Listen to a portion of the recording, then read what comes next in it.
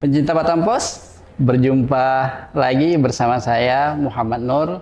Kali ini kami hadir di segmen Di Balik Berita. Biasanya kami mengangkat tema-tema ataupun kisah-kisah dari teman-teman jurnalis yang bertugas selama ini. Kali ini agak berbeda. Kali ini kami mengangkat sosok yang mungkin masyarakat Kepri sudah sangat familiar ya, meskipun beliau baru bertugas di Kepri. Ya, saya perkenalkan, beliau adalah Pak Kombes Polisi Jahwani Pandra Arsyad, SH MSI, sekarang menjabat sebagai Kabid Humas Polda Kepri. Nah, di segmen kali ini kami akan mengulik banyak hal terkait beliau, tidak hanya mengenai tugas, tapi mungkin mulai dari awal melakoni profesi sebagai polisi. Nah, selamat pagi Pak. Ya, selamat Berjumpa pagi, lagi. Mas Ini yang Nur. kedua kali ya kita Salam berjumpa. presisi. Salam presisi Pak. Terima kasih. Oke, Mas. Ya, Pak, mungkin sebelum kita sampai ke pembicaraan mengenai kehumasan, Ya. saya tertarik sedikit ini mengulik sedikit soal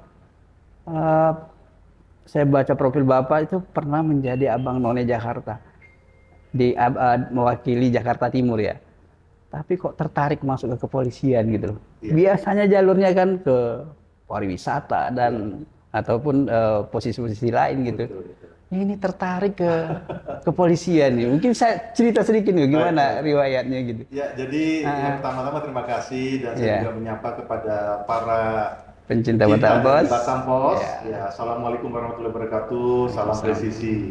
Jadi perkenalkan saya Kombes Pol Zahwani Pandra Arsyad selaku Kepala Bidang Humas Polda Kepulauan Riau, yang mana kami atau Ya. saya pribadi ini bertugas di sini genaplah nanti 1 bulan. Satu bulan lebih, ya. Saya di sini diangkat menjadi Kabid Humas itu tanggal 14 Juli 2023. Juli 2023. Jadi kita sudah melewati 1 bulan lebih. Tapi sangat bersyukur di sini saya bisa diterima sebagai warga masyarakat di bumi segantang Lada. Lada, betul. Yang kita cintai.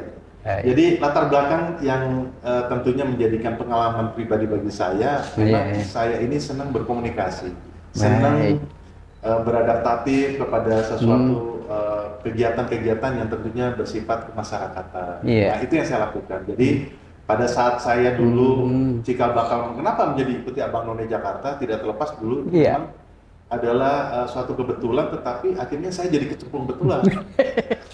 Itu Mas Nur. Iya, Saya iya. 1989 menamatkan sekolah di Sekolah Menengah Atas Negeri 79. 79 ya. Itu 79 itu di Jakarta Selatan. Selatan. Itu tepatnya di daerah Menteng Pulo. Menteng. Nah, Menteng Pulo itu sekolahnya salah satu artis kita loh. Adik kelas saya itu adalah Yuni Sara. Yunisara. Oh, Nah, jadi alah. ya dia dulu alumni dari sana. Dulu kan bintang radio RRI TV, Iya, iya. belum ada Asia Bagus segala macam kan. Iya. Jadi Berarti- selalu kita sering ketemu dan memang kita senang di dunia seni. Figur salah satu figur ini berarti ya Pak. Iya, jadi dia selalu komunikasi dengan saya. iya. Jadi dia kan asli dari Jawa Timur ya, Jawa malah Timur. terus merantau ke Jakarta dan memang keahliannya di bidang tarik suara. Tarik Khusus suara, kalau dulu iya. kan harus kalau namanya dunia tarik suara kan harus masuk di lomba lomba apa namanya bintang radio RRI. Bintang radio itu. RRI, iya, iya, betul, Seperti masih itu, di saya RRI. sering komunikasi, kemudian saya memasuki dunia kepolisian melalui akademi kepolisian waktu itu. Iya, iya. Tapi Tuhan berkehendak lain waktu itu ceritanya. Iya, iya. Tahun 1989 saya mendaftar akademi kepolisian dan sudah sampai ke tingkat pusat, tetapi Tuhan berkehendak lain. Ternyata saya mendapatkan suatu kegagalan gitu. Oh, iya. Ya, kan namanya kita suatu seleksi itu kan harus mencari Iya, betul. the best of the Of best. the best, Nah, betul. jadi saya belum termasuk di situ, tapi saya tidak mengecilkan arti kata atau saya kecewa, tetapi saya tetap bagaimana berupaya untuk bisa mencari yang terbaik. Jadi Iya, iya, saya iya. sempat beralih profesi pada saat kekecewaan saya pada saat itu sangat kecewa sekali karena Iya. tujuan saya profesi saya ingin menjadi anggota Polri melalui jalur akademi kepolisian. Akademi kepolisian, Tapi ya, betul, Tuhan betul. berkehendak lain sehingga saya harus menunggu dan saya harus menganggur dan sebagainya. Saya tidak kuliah pada saat itu. Oh, gitu. Nah, suatu ketika saya di tengah saya menganggur dan saya itu dengan kegalauan saya, ya saya sempat datang di tempat-tempat kegiatan-kegiatan masyarakat lah gitu. Ya, termasuk juga saya suka mendengar musik gitu. Jadi Dulu ada yang namanya kegiatan namanya Sunday Afternoon. Jadi kalau Iya, di Sunday afternoon. betul Iya, ya Mas ya. betul, Jadi betul. kalau di Jakarta itu namanya Sunday Afternoon. Memang Iya. di tempatnya itu di salah satu diskotik ya.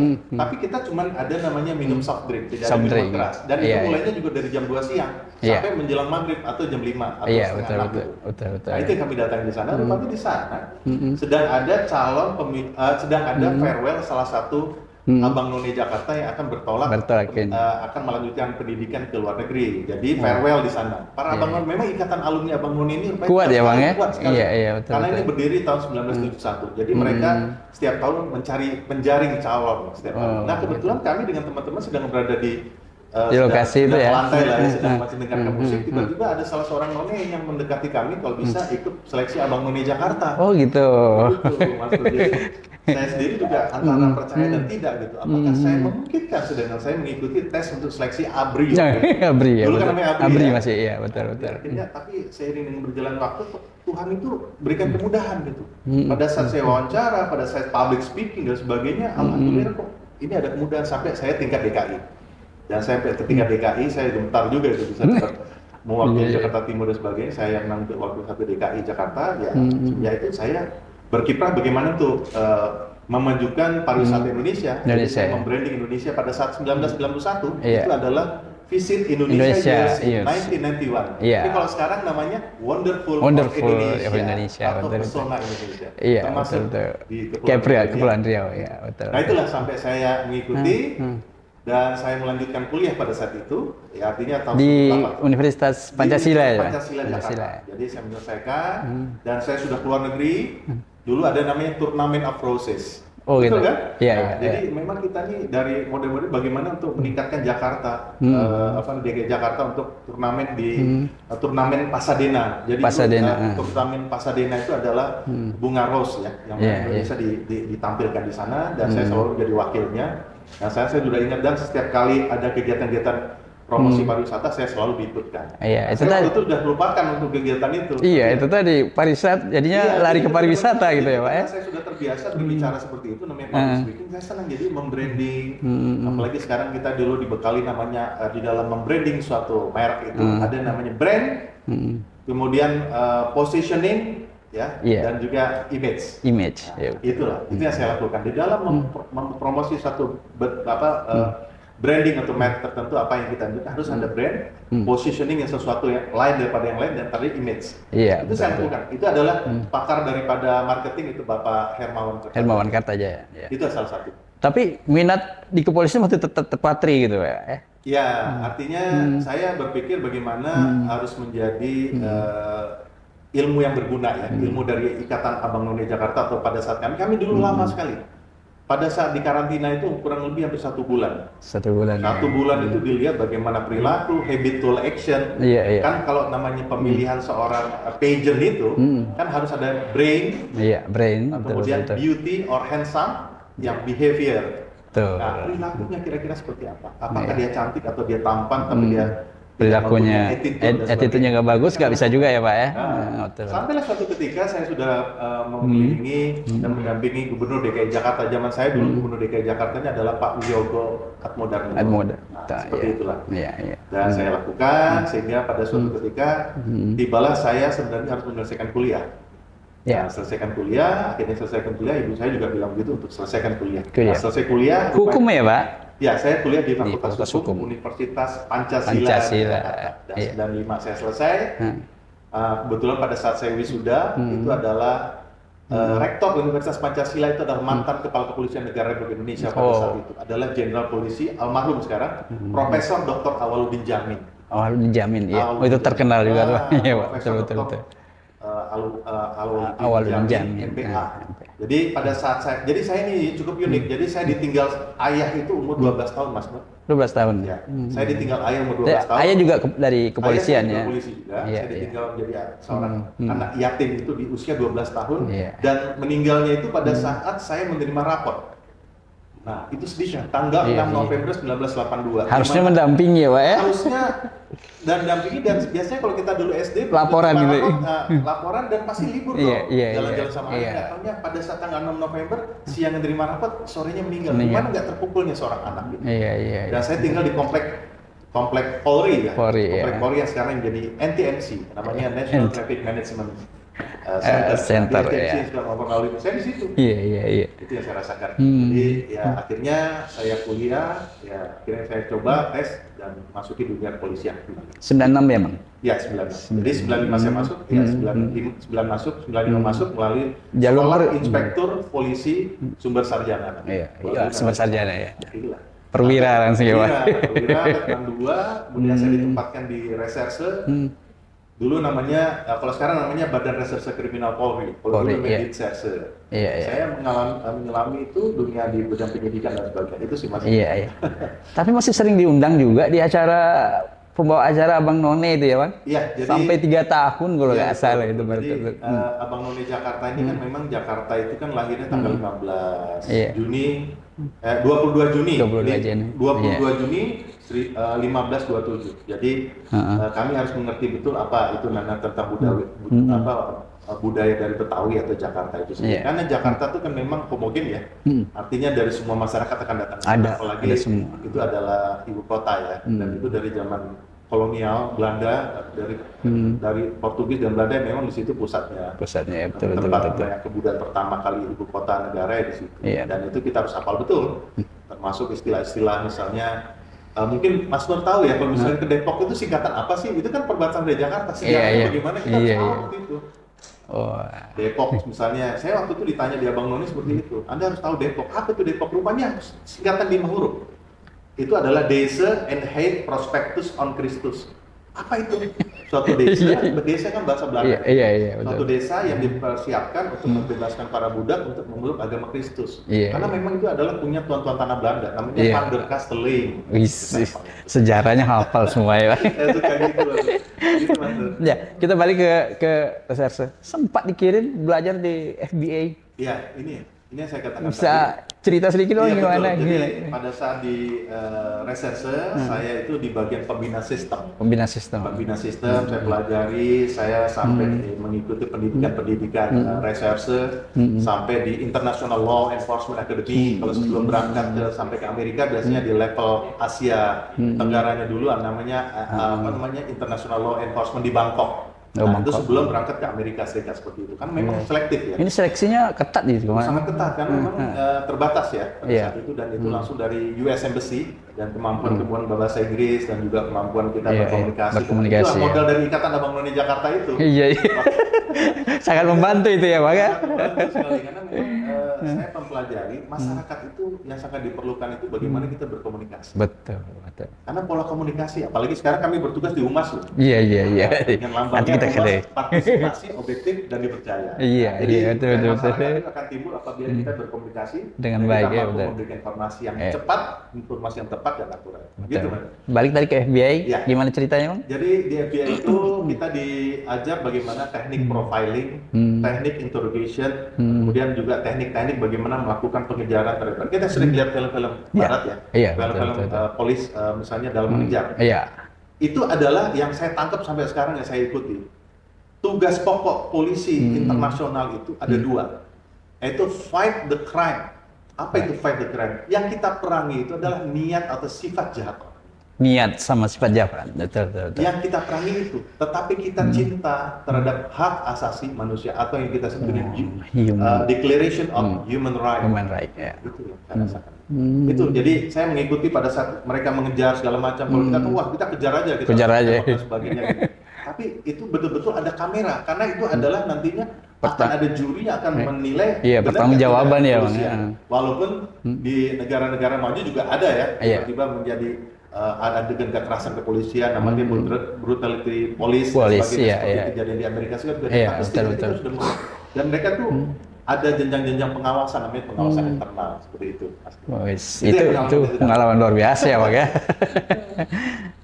Tapi setelah itu balik lagi, semangat sekolah juga masih tinggi, lanjut S2 di UI gitu. Betul. Jadi saya waktu itu bagaimana membagi waktu saat itu, Bang? Ini yang namanya saya suka menimba ilmu dan saya suka berkomunikasi, dan pada saat itu tahun 1998 ada tawaran untuk mengikuti pendidikan beasiswa Polri di Universitas Indonesia, UI. Di kajian ilmu kepolisian. Jadi saya waktu itu mengikuti pendidikan tersebut, maka saya masih letnan 1 waktu itu. Saya sudah penyidik juga kan. Cuman alhamdulillah, ya artinya puji Tuhan alhamdulillah akhirnya saya bisa lulus dalam angkatan itu hanya 30 orang dari seluruh Indonesia. 30 orang seluruh Jadi Indonesia. saya satu angkatan dengan Bapak Inspektur Pengawasan Umum Polri sekarang, Bapak Komjen Pol Ahmad Doviri. Doviri. Dengan beliau. Kemudian juga Ketua KPK Bapak Komjen Firly Bahuri. Firly Bahuri. Jadi di situ kita menimba ilmu bagaimana dari para dosen-dosen ya tentang bagaimana sih teori fixing broken windows, kemudian juga bagaimana teori-teori pemecahan permasalahan sosial. Kan kita selalu berhadapan karena Polri itu kan sebagai tugas Polri sebagaimana Undang-Undang Nomor 2 tahun 2002 kan sudah jelas. Sebagai pelindung, sebagai pelayan, pengayom masyarakat, problem solver, baru terakhir itu penegakan hukum. Melalui upaya preventif, itu yang kami terapkan. Jadi setelah mendapatkan suatu pendidikan selama 2 tahun beasiswa Polri, kami selesai tahun 2000, kemudian 2001 kamu masuk di penyidik di bidang industri perdagangan atau di bidang Exus itu industri pedagang Exus ekonomi khusus ekonomi Polri, dan ya terus bergulir kita belajar tentang USPTO, United States Patent and Trademark Office. Jadi kita kan dulu sering banyak, mungkin dulu Mas Nur juga lihat ya sebelum ada komputer ini kan ibaratnya dulu masih CD terlalu banyak kan? Betul. Orang jualan CD di mana-mana. Betul. Kita ini Indonesia sudah menjadi priority watch list waktu itu, urutan ke-6 dunia, urutan ke-6 besar dunia. Setelah negara China segala kita ini tukang bajak nih. Tukang bajak. Bajak di CD itu kan, jadi itu diisu oleh pemerintah. Betul. Bagaimana kita pola harus bisa mempunyai tahu dengan hukum hak atas kekayaan intelektual ya. Jadi semakin saya pelajari, kemudian juga tahun 2000 itu ada kejadian bom malam Natal. Nah, pada saat itu juga ini yang cukup uniknya waktu itu. Pada saat bom malam Natal tahun 2000 itu kan terjadi bom di mana-mana pada saat itu kan. Terus tahun 2001 saya mengikuti lagi pendidikan teroris crime chain investigation. Jadi orang-orang dari FBI-nya datang untuk melakukan suatu cikal bakal pembentukan pertama Densus 88. Nah, saya mengikut ya waktu itu ya. Saya ikut di situ. Jadi pada saat itu ada beberapa perwira di seluruh Indonesia, perwakilan saya di situ. Ya karena saya suka di Abang None Jakarta dong. Jadi pelatih FBI itu saya yang menjelaskan tentang pariwisata Indonesia, khusus waktu itu kita pendidikan di Bogor. Karena ada kaitannya ya, bom kemarin ada kaitannya dengan dunia pariwisata gitu ya, betul. Kalau cara bekerja orang asing itu kan memang Sabtu Minggu kan adalah holiday. Itulah pada saat holiday itu kami diperintahkan oleh lembaga untuk mendampingi, karena saya dulu pernah di Abang None Jakarta. Saya ceritakan lah apa yang dimaksud dengan di Bogor itu kan singkatan dari bahasa Belanda yang Buiten Zorg. Seperti itu saya jelaskan bahwa ini ada suatu kawasan suatu kawasan perlindungan wisata yang namanya kawasan Exitu, perlindungan Exitu. Jadi di situ ada Taman Safari Indonesia 1 dan sebagainya. Saya jelaskan situ. Mereka tertarik, dan ya itu tadi banyak kesempatan justru di situ saya kesempatan ketemu dengan para agen FBI itu belajar bagaimana cara kesempatan menimba ilmu ya. Saya berangkat ke FBI itu. Cikal bakalnya di situ. Saya berangkat, saya menentukan dari modul yang saya latihan itulah cikal bakal pembentukan Densus 88. Atau yang kita sebut ATH detachment. Berarti termasuk perintis lah gitu ya. Salah satunya lagi. Dan pada saat kejadian 2002 itu ada bom Bali pertama tanggal 12 Oktober 2002. Itu kejadian bom Bali pertama yang yang menewaskan lebih dari 200 orang asing. Nah, disitulah jika bakal pembentukan pertama, ditambah lagi 2003. Terjadi peledakan bom di Hotel GW Marriott. Betul-betul waktu itu. Kemudian setelah itu 2004 peledakan bom di Kedutaan Besar Australia. Sampai 2005 bom Bali 2 dan sebagainya. Tapi dengan kemampuan yang ada, artinya Densus ini bekerja ini tanpa mengenal lelah gitu. Betul. Sampai terakhir Saya tugas di Lampung sebelum saya di Kabid Humas Polda Kepulauan Riau, saya tugas dulu di Lampung. Lampung ya, Ya, pada tahun 2021 ada namanya target yang dicari itu adalah kasus terorisme, itu adalah Zulkarnain, itu adalah Ya, Zulkarnain. Nah, itu Ya, dapat betul. di Lampung. Kita Iya, coba itu begitulah Polri bagaimana untuk memerangi kejahatan. Iya, Kejadian tahun 2002 sampai terdapatnya baru di 2021. 2021. Cukup lama juga ya Bang perjuangan. Itulah bagaimana Bang, saya dengar sempat juga ke Hong Kong. Ya, Itu pendidikan apa Bang? itu pendidikan namanya USPT yang saya bilang tadi, border. Jadi saya memang sudah memiliki pendidikan-pendidikan. Ini kayak sekarang di dia namanya dari Lampung kemudian saya ke Kepri, ini kan banyak sekali di borderless ini ya, di perbatasan ini kan sangat rawan sekali, apalagi kejadian tentang tindak pidana perdagangan orang. Seperti yang kita bahas kemarin juga ya Bang. Iya, tindak pidana apa human trafficking, barang-barang legal, ilegal, barang-barang yang secara legal juga ada, yang ilegal juga ada, apalagi sekarang Kepri ini kan di daerah Kepulauan Riau. Betul. Dan yang semalam ya WNA juga beraktivitas crime. Kita tangkap 88 warga negara asing yang mana mereka itu adalah terbiasa untuk melakukan kejahatan love scam. Love scamming. Jadi sekali-kali memang di dunia maya ini harus hati-hati. Di era digital ini baru buka nggak tahunya ada gambarnya kita diperas. Nah itu betul. 88 kita. Berkembang istilah itu ya Bang, love scamming. Love scamming nanti berkembang akhirnya pemerasan. Jadi kita tadi malam memang ya, jadi pengungkapan ini hasil kerjasama dari Kepolisian Negara Republik Indonesia melalui Sekretariat Interpol, Interpol Divisi Hubungan Internasional Polri dengan Kepolisian RRT atau yang disebut MPS, Ministry People Security of the People Republic of Tiongkok. Jadi berhasil menangkap, jadi share information, jadi rupanya korban-korban yang ada di korban-korban yang menjadi korban dari para pelaku love scamming ini banyak warga negara RRT. Tapi coba kenapa bisa ada bisa sampai di sini dan kita terendus bisa terendus di salah satu di Kota Batam ya, di industrial di Kamo Industrial. Berguna ilmu tadi itu ya Bang. Ya itu kan dijelaskan pada publik gitu bahwa kita di dunia maya itu jadi hati-hati memang di era digital sekarang ini. Itu kita tangkap. Oke Bang. Ini juga adalah tadi malam itu pengungkapan ini adalah salah satu bukti adalah pertemuan AMMTC yang ke-17 itu adalah berlangsung di Labuan Bajo itu. Jadi Bapak Kapolri Jenderal Polisi Listio Sigit Prabowo sangat komitmen terhadap kejahatan transnational crime termasuk human trafficking. Salah satunya tadi kerjasama tadi itu dari AMMTC itu adalah ASEAN Ministerial Meeting Transnational Crime yang ke-17. Itu dibuktikan kerjasama itu membuahkan hasil. Betul. Itu. Untuk di kawasan perbatasan ini penting sekali itu. Makanya saya ikut pendidikan di borderless itu seperti itu. Memang karena kita pelintasan orang dan barang seperti itu. Selalu ada baik narkoba, baik itu tadi kosmetik temporary. Kosmetik ya, yang kita bahas di Beverly ya Bang ya. Ya gitu. Apalagi kita sekarang areanya wilayah Batam dan sekitarnya itu adalah wilayah free trade zone. Betul. Belum lagi wilayah kepulauan yang semua sudut bisa masuk, bisa lewat gitu Bang. Itu Mas. Iya. Baik, balik ke hal lain lagi Bang. Saya dengar juga Abang suka ada kegiatan setiap hari Jumat dulu. Dari dulu sampai sekarang nih. Jumat berkah itu. Iya, jadi bisa cerita sedikit nih. Iya, jadi memang ini yang saya katakan. Di luar rutinitas ini kan. Di luar rutinitas. Jadi memang saya berpikir bahwa pangkat jabatan saya dan termasuk kegiatan kita dalam kegiatan podcast dari Batam Pos ini. Ini semua itu Tuhan yang ngatur. Bukan saya ujuk-ujuk. Kalau misalnya direncanakan Tuhan tidak menginginkan atau menghendaki, kita nggak jadi. Pasti ada aja itu. Waktu segala macam. Ya termasuk dalam diri kita. Hari ini kita bisa bertemu. Ya kita lihat almarhum tiap hari ya. Iya betul. Keluarga besar kita. Ya almarhum Bang Noel. Bang Noel ya. Bang Noel kan ya, seperti itu ya. Seperti itu saya berpikir hari ini kita bisa berbuat yang terbaik. Alangkah baiknya untuk persiapan kita untuk menghadap Tuhan. Iya. Karena prinsip saya laksanakan tugas dengan ikhlas sebagai ibadah kita kepada Tuhan Yang Maha Esa.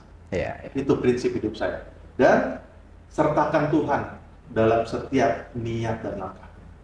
Itu siap-siap. Dalam setiap niat dan langkah. Niat dan langkah. Iya, Ya kan kalau kami sebagai umat muslim, Bismillahirrahmanirrahim, Bismillahi tawakkaltu 'alallahi la haula quwata illa billahil azim, dan juga hasbinallah wa ni'mal wakil, ni'mal maulana wa minan nasir wala haula quwata illa billah. Serahkan diri. Iya, Kita persiapkan untuk kita dihadapkan besok. Kita nggak tahu pertemuan besok lusa kita menghadap Tuhan. Itu persiapan itu yang saya pakai.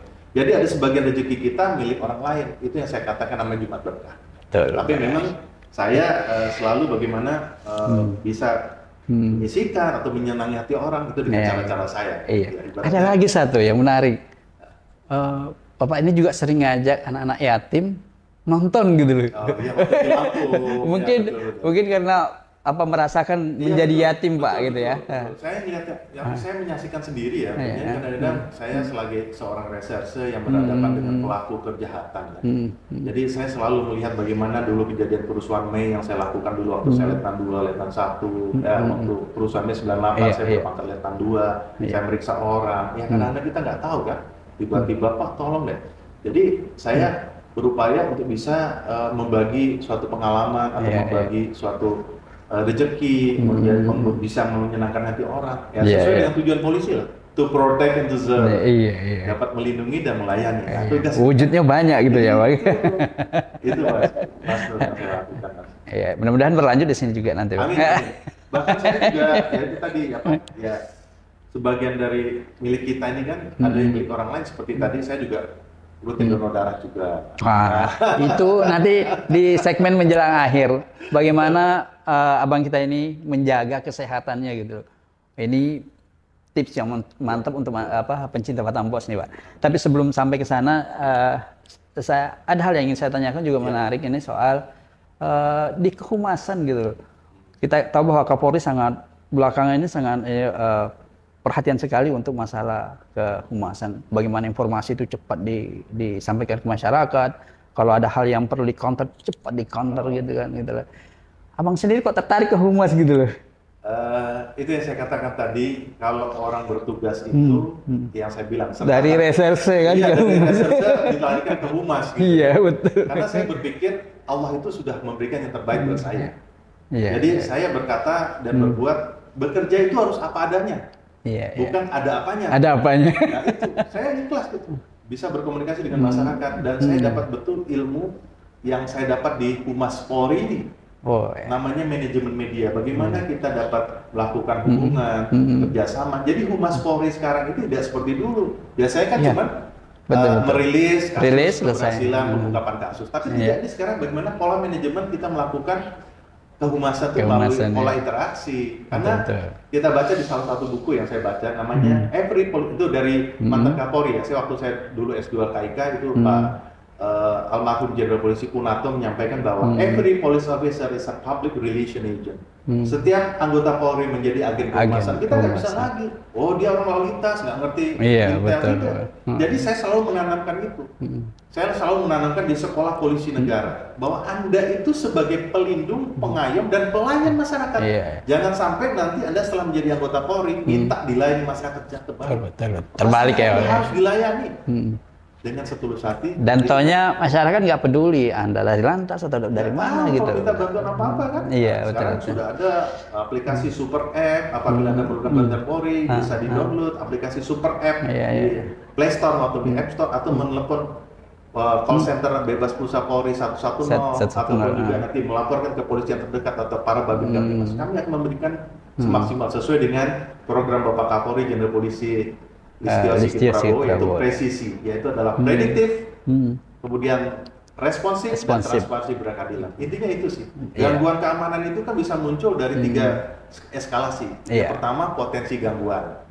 Yang kedua adalah ambang gangguan dan janjian sampai gangguan nyata. Nah, manajemen medianya apalagi sekarang di era digital, Mas. Betul. Pagi hari kita bangun tidur, kita buka gadget pasti ngeliatnya betul. Di Google kan pasti begitu. Nah, nanti itu belum lagi yang soal hoax ya Bang ya. Kalau teman-teman bilang kecepatan hoax itu mengalahkan kecepatan klarifikasi dari kepolisian. Itu tantangan tersendiri gitu. Itu yang namanya era sekarang namanya era post truth. Sesuatu yang belum benar tapi kalau diulang-ulang itu bisa menjadi kebenaran. Nah, itulah peran kita untuk menjadi stabilisator dan dinamisator dalam rangka memberikan informasi yang cepat, tepat, dan akurat kepada masyarakat. Iya, masyarakat, betul. Apalagi belakangan ini Bang ya. Iya, apalagi belakangan ini kan Rempang. banyak sekali lah ya. Bicara rempang, bicara Iya, masalah yang ini betul. ya, cukup banyak. Ya, makanya saya harus punya prinsip kepada seluruh pencinta Batampos dimanapun berada. Tentunya Anda harus bijak dalam bermedia sosial, dan Anda setiap kali informasi yang didapat itu harus betul-betul disaring sebelum Anda sebarkan, atau saring sebelum sharing. Baik Bang. Sebenarnya masih banyak yang ingin saya tanyakan Bang, cuma waktu kita terbatas. Tapi ada hal yang sangat menarik buat saya. Sebelumnya saya baca-baca, salah satu tips sehat dari Abang itu adalah rajin donor darah. Data terakhir ini, saya belum update nih. Sudah 115 kali. Ternyata itu sudah lebih dari itu. Ya, alhamdulillah. Jadi saya mengikuti donor darah itu dari tahun 1992 sampai saat ini. Apa yang Bang rasakan dengan itu yang saya katakan tadi, Allah itu atau Tuhan yang Maha Esa, kalau kita senantiasa memuji Dia dan menyertakan Tuhan dalam setiap nyala, itu diberikan kesehatan. Yang diambil itu kurang lebih 350 cc, kan lumayan itu, sebesar botol aqua atau botol mineral yang kecil, 350 cc. Tapi setelah itu pemeriksaan lab kita bagus, kolesterol saya sekarang usianya sudah 53 tahun, kolesterol saya alhamdulillah di bawah 200, 160, 178. Gula darah saya masih di bawah 110 kalau puasa, atau misalnya tidak puasa bisa 130, 140-an gitu. Asam urat masih di bawah 7. Apalagi? Tensi masih normal. Apa nggak besuk, Bro? Ya itu tadi, apa yang niatan kita yang terbaik bagi Tuhan, apalagi setetes darah Anda sangat berguna untuk orang lain yang membutuhkan sekali. Begitu. Memang terakhir, selama berkarir di kepolisian, mungkin ada yang paling berkesan di diri Abang. Ya, baik. Ada kisah sesuatu yang buat Abang sangat terkesan. Kalau bagi saya, karena sebagai niatan saya itu adalah sesuai apa yang saya lakukan, bahwa sumpah anggota Polri itu hanya 2, yaitu Tribrata dan Catur Prasetya. Tribrata itu adalah di lambang Polri itu ada 3 bintang. Nah, itulah. Tribrata adalah nafas, Catur Prasetya adalah pedoman hidup. Apa itu isi Tribrata? Kami polisi Indonesia berbakti kepada nusa dan bangsa dengan penuh ketakwaan terhadap Tuhan Yang Maha Esa. Itu. Yang kedua, senantiasa melindungi, mengayomi dan melayani masyarakat dengan berbakti kepada nusa dan penuh ketakwaan terhadap Maha Esa. Terus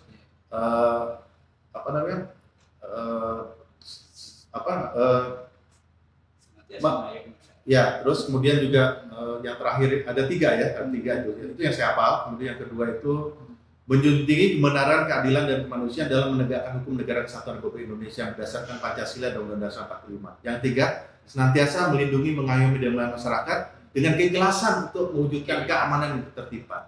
Nah, kalau Catur Prasetya ada 4. Kami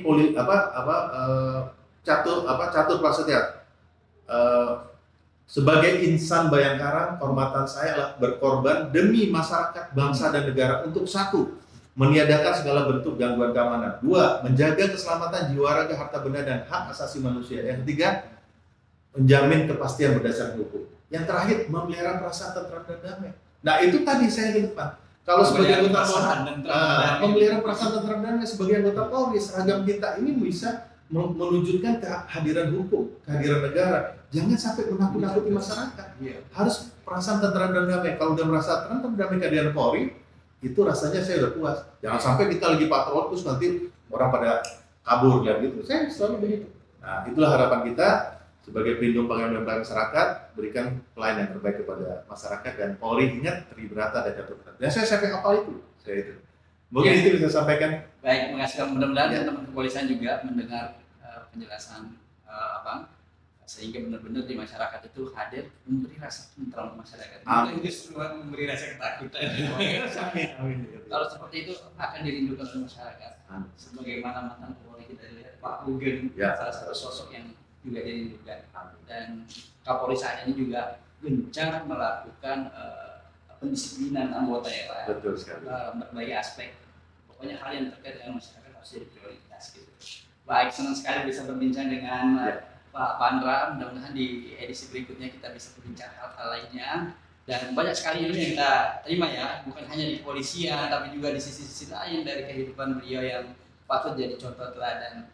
Sampai jumpa di balik berita untuk edisi yang lain. Selamat siang. Tetap semangat. Salam presisi. Salam presisi.